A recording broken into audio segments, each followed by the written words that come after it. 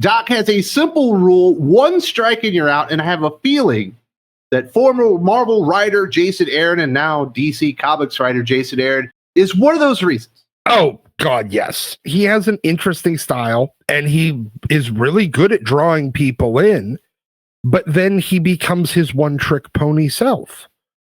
And that's to break things, put them back together in a weird way to the point where it's irrecognizable from when you actually liked it. Now, before we get into all these details, because we've got a lot of grievances to air, I do want to say thank you very much to the 616 Comics, the #1 producer retailer in the entire industry, home of the sickest exclusive comic book covers you will find. Go to the website. There's a link in the video description for an exclusive discount. Now let's start talking about Jason Aaron and the X-Men. His tenure on X-Men was marked by a major ideological and total shift for the mutant franchise. Most notably, he redefined Wolverine, traditionally a loner, brooding anti-hero, into a nurturing leader and headmaster of the Jean Grey School for Higher Learning. In contrast, Cyclops, long the X-Men stoic and principled field commander, was reimagined as a hardened revolutionary, willing to deploy child soldiers and embraced extremist tactics, particularly during Schism and Avengers vs. X-Men. This role reversal culminated in Cyclops killing Professor X, positioning Wolverine as the franchise's new moral center. Aaron's run also introduced a student-driven supporting cast, a reimagined Hellfire Club led by children, and a heavier emphasis on comedic and fantastical storytelling, a tone often at odds with traditional X-Men ethos. He's an example of why you don't give creatives that really love a character a chance to work on that character, because they just turn it into their fanfic. Wolverine, inexplicably, during that period, became the leader of the team that thought that children should not be involved in any sort of, fighting or anything like that. Jason Aaron came in and decided, well, since he's got X-23 now and Dawkins and he's got all these fucking kids, now he's going to suddenly turn into a dad. Even though he had had a bunch of teenage proteges that he taught how to defend themselves. Suddenly he's a teacher. And then, he took all the Grant Morrison stuff. Yeah, we're going to turn this into a school and just let any fucking idiot into it. And he ramped it up to like 1 million. He added fucking Shark Girl and iBoy and all these other absolutely fundamentally useless and not interesting characters, and then made them the central focus of the book. Wolverine is as unpopular as ever. Cyclops has never recovered.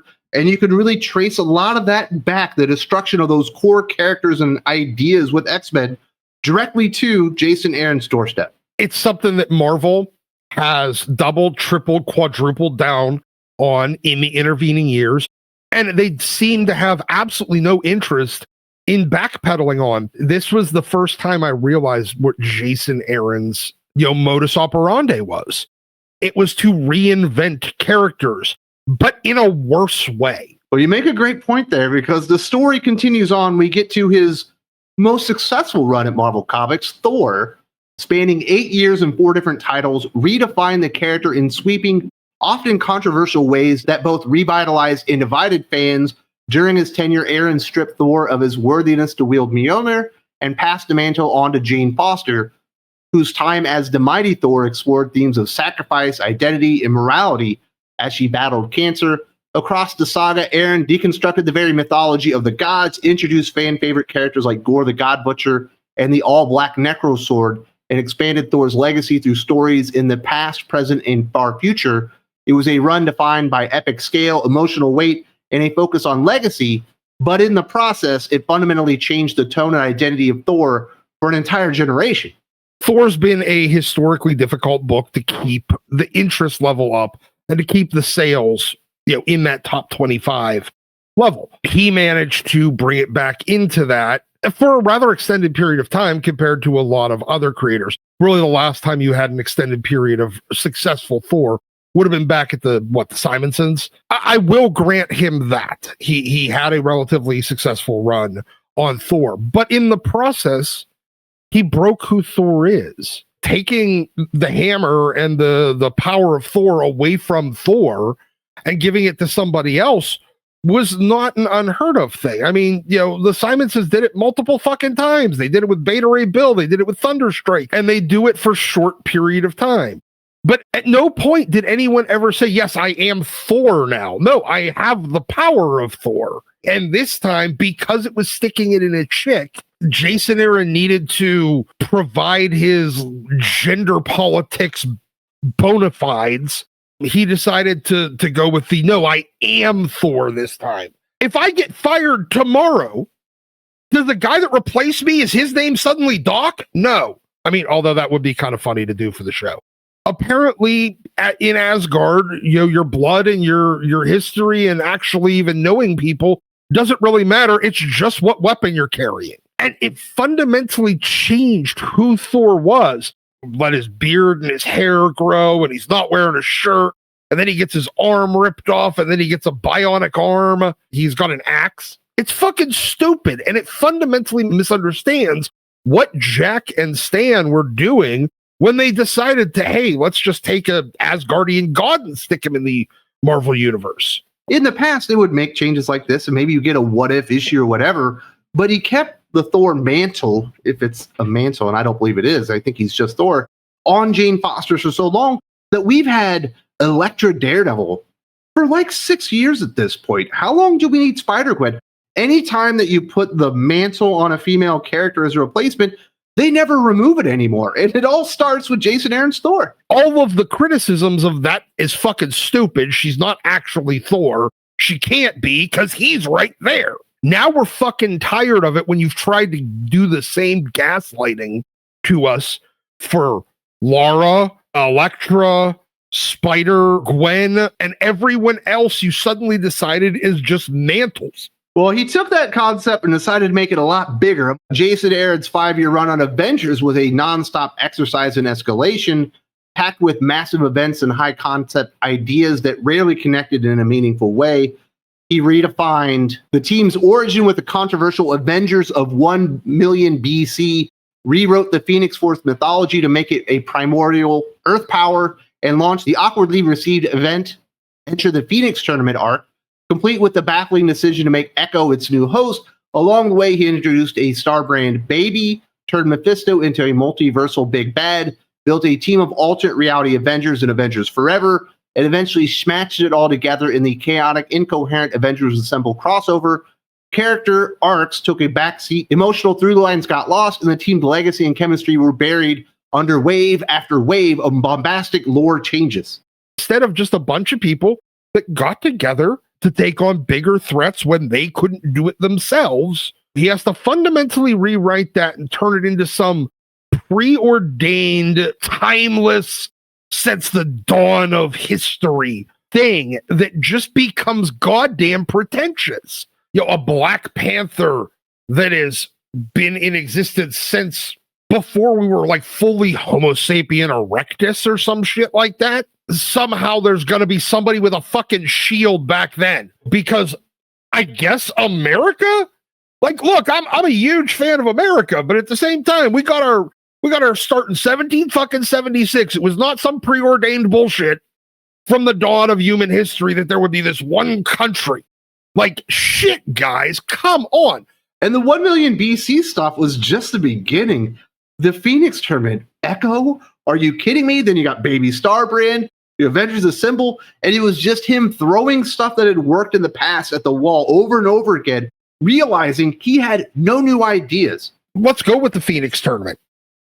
It is a cosmic entity that chooses its host. What about that in any way, Jason, says that it's basically a WWF title belt that you can just win by beating a tournament?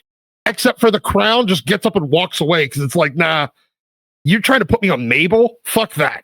His Avengers run really was like the big spotlight that Jason Aaron has kind of lost, and I think he figured that out. And when he gets to Punisher, basically it's his big middle finger, I think, to Marvel fans. His Punisher Volume 13 radically rewrote Frank Castle's mythology. In the series, Frank becomes the leader of the Hand, transformed in the Fist of the Beast, a supernatural enforcer wielding mystical powers instead of a street-level vigilante's arsenal. Through flashbacks, Aaron retcons Frank's past, suggesting he was a killer long before his family's murder, that their deaths merely gave him permission to keep killing. It's revealed that his wife, Maria, had grown terrified of him and planned to leave him with their children before they were murdered, reframing his war on crime not as a tragedy born of grief, but as the expression of an innate bloodlust. When the Hand resurrects Maria, she's horrified of what Frank has become, and in the end, he abandons Earth altogether, wandering the cosmos in search of redemption. There's almost a irony of this because he Frankenstein together the one character that Marvel did try to turn into Frankenstein at one point. So they bring him in now specifically for the function of fundamentally break the foundation of these characters so that we can change them, but at the same time keep their trademark. So we can keep the IP but we want to change it to get quote unquote get with the times. I guarantee he had an editorial mandate to come in there and first you have to change the logo 100% because the wrong people like it. And we have to make the character of Frank Castle so unbelievably unlikable that the wrong people stop liking the Punisher. Instead of a guy that went through a bunch of trauma in Vietnam, came home, got back into the groove of living outside of a war zone. Then his entire reason for that gets stripped away and he loses it and he goes on a one-man mission. He becomes the one-man army corps of Marvel Universe so that it never happens to anybody else again. It's not complicated. And it's not even like, it's your run-of-the-mill revenge fucking goddamn Charlie Bronson movie. They needed to turn this into some sort of, again, preordained, he was always going to be this thing. Life was just trying to prevent him from becoming the serial killer he was always meant to be. And that's what Jason Aaron did in this. And it broke the character. Congratulations. But the people that like his symbol that they don't like, don't know and don't care because most of them didn't even realize it was a comic book character. And another character that they're still trying to fix post Jason Aaron. Ben Percy is going to be on his second or third series. We've got Jimmy Palmiotti trying to fix the Punisher. If you like the full conversation, because we did have to edit this down for the YouTubes, as well as a conversation about some comic book collecting stuff, that was a whole lot of fun. You do need to go check out the Doc Unfiltered podcast live right now on Think Critical Patreon and channel memberships. Hope to see you there very, very, very soon.